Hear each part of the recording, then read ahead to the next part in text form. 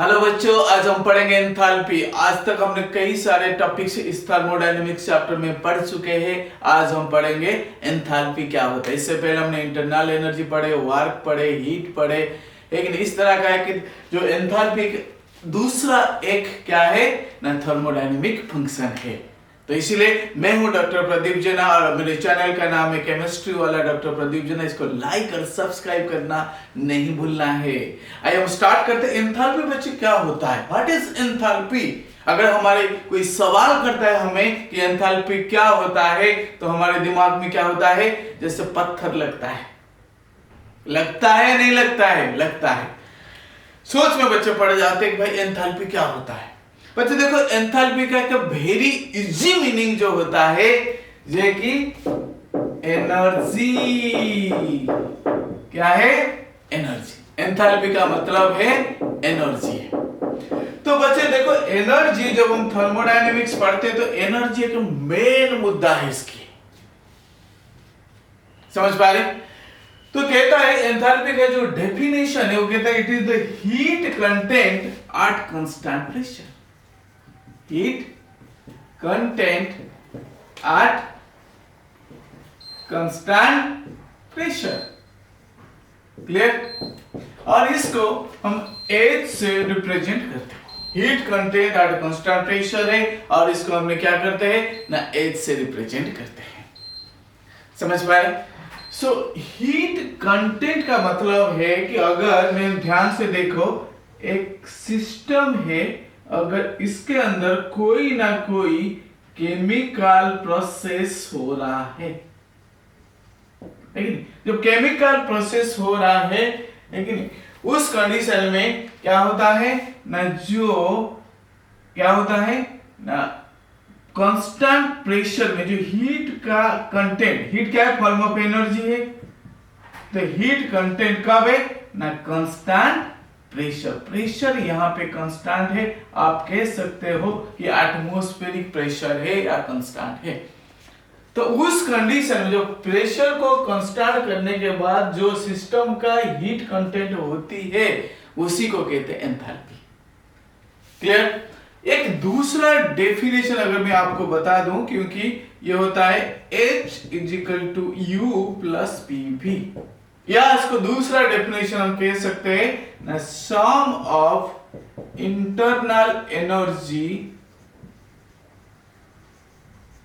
And product of pressure and volume. Clear? तो ये चीजों को अपने ध्यान में रखना है। ये है केमिकल डेफिनेशन है, बा फार्मूला के अकॉर्डिंग डेफिनेशन है। क्या है? Sum of internal energy U and product of pressure and volume. So enthalpy क्या होता है ना, इसका एब्सोल्यूट वैल्यू को हम कभी मेजर नहीं कर सकते। जैसे इंटरनल एनर्जी था, इस टाइप से एंथैल्पी भी इसके absolute value can not measure, can not measure the absolute value of internal energy. So internal energy, sorry, this is enthalpy. ये क्या है? Enthalpy H। So we can not calculate the absolute value of, जैसे internal energy का भी था ऐसे enthalpy भी है। एंथैल्पी का एब्सोल्यूट वैल्यू हम मेजर नहीं कर सकते। What do you mean by absolute value? क्या है?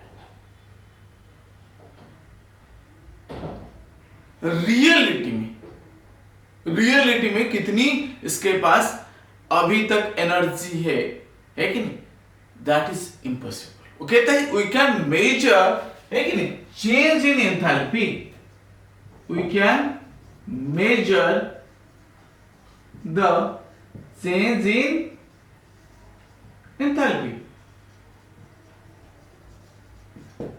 तो कितने चेंज हो रहा है कि कितने चेंज हो रहे, इसका मतलब क्या है ना, सपोज इसका इंटरनल एनर्जी अगर U1 था, क्लियर, और हमने वॉल्यूम V1 था, वॉल्यूम कितना था V1। जब हमने क्या किया, कुछ ना कुछ हीट अगर दिए तो इसका इंटरनल एनर्जी क्या हो गया U2 है, अगर वॉल्यूम हो गया V2 है। तो अगर U1 से U2 इंटरनल एनर्जी चेंज हो रहा है, B1 से वॉल्यूम V2 को चेंज हो रहा है, तो ये फॉर्मूला हमारा कैसे हो जाएगा ना, delta H is equal to delta U plus P delta V। ये है कि नहीं, चेंज इन एंथैल्पी। उस सिस्टम का जो एंथैल्पी है वो क्या हो गया, चेंज हो गया। तो इसलिए चेंज इन एंथैल्पी का मतलब है कि डेल्टा एच का दूसरा जो नाम होते बच्चे देखो ना, summation of enthalpy of product. अगर केमिकल प्रोसेस हो रहा है तो summation of enthalpy of reactant, product minus reactant जो है वो डेल्टा एच है। क्लियर? सो ये वेरी वेरी इंपॉर्टेंट है, इसके ऊपर क्वेश्चन भी आता है। सो एक चीज आपको मैं बता दूं कि heat content at constant pressure का मतलब है क्या है ना, delta H is equal to QP. ये एक और है टर्म से आपको काम आएगा, इसको आपको याद रखना है ना, delta H is equal to QP by heat content at constant pressure. P मतलब प्रेशर है, Q हो गया हीट है, जो चेंज इन एंथैल्पी होगा that is called QP। Clear? So ये दो चीजें, delta H equal to QP एक चीज है, दूसरा जो डेफिनेशन हम देखते हैं sum of internal energy and product of pressure and volume है। लेकिन उसके बाद इसके एब्सोल्यूट वैल्यू को मेजर नहीं कर सकते।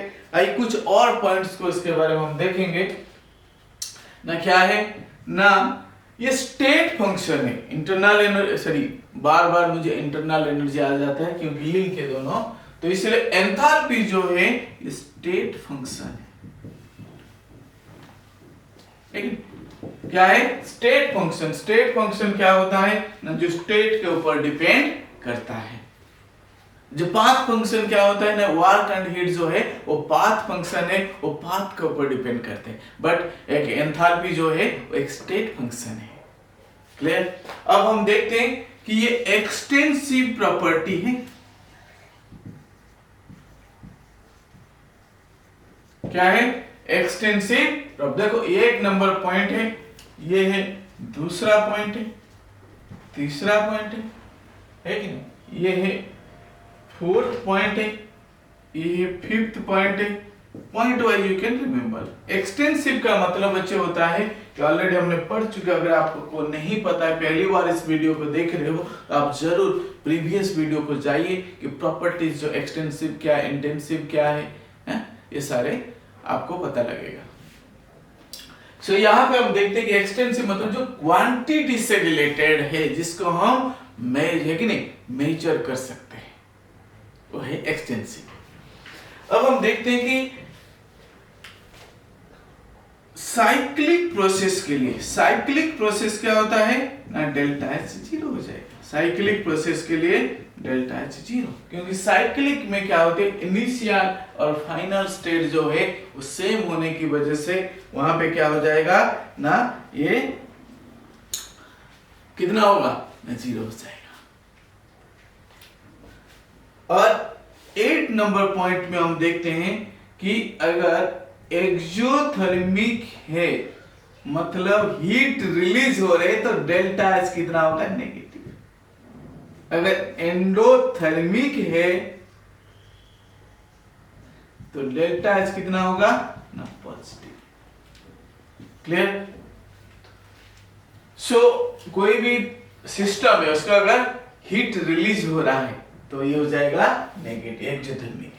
अगर हम दे रहे इसको सिस्टम को कि नहीं, इसकी एंथैल्पी कितनी होगी ना, पॉजिटिव होगी।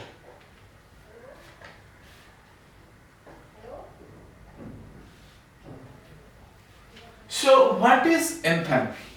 और इसका अगर एनर्जी को लेते हैं, एनर्जी होने की वजह से जूल और किलो जूल होगी, है कि नहीं, तो इसका जो यूनिट होगी बच्चे देखो, है कि नहीं, जूल या किलो जूल या कैलोरी।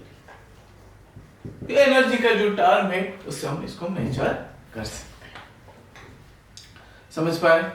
अब हम देखते हैं पूरी जो इसका जो निचोड़ है, इस एंथैल्पी का है कि नहीं।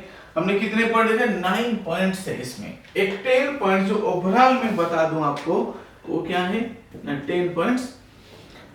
अगर कोई भी सिस्टम है कि नहीं, केमिकल प्रोसेस चेंज हो रही, क्या हो रहा है, चेंज हो रहा है, तो उस कंडीशन में क्या होगा, जो इसकी एनर्जी कंटेंट होगी कांस्टेंट प्रोसेस कांस्टेंट प्रेशर में, that is called enthalpy.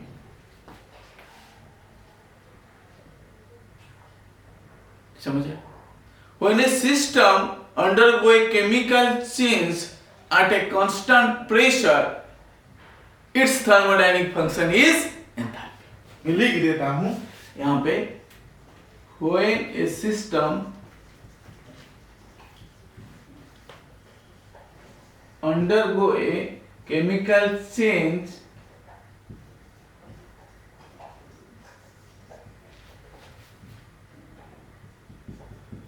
its heat content at constant pressure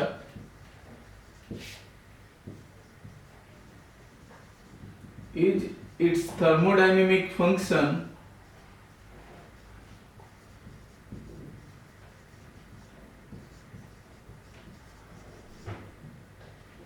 and is called